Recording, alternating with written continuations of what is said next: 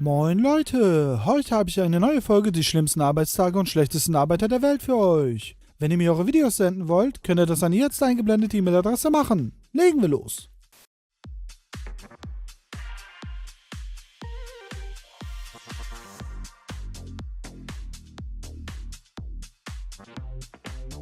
Gut, dass da unten keiner war.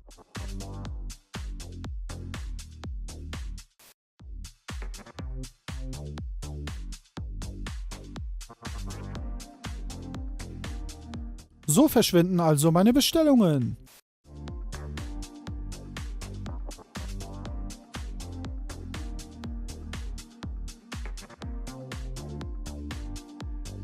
Der LKW-Fahrer merkt es wirklich spät.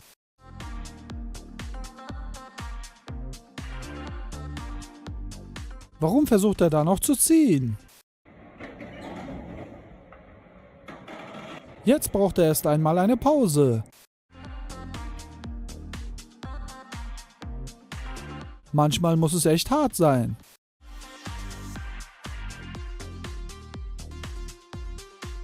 Gut, dass es nicht bei voller Fahrt passiert ist.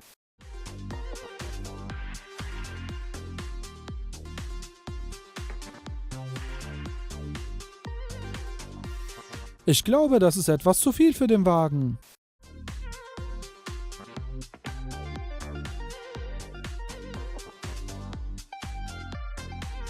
Einfach die ganze Produktion zerstört.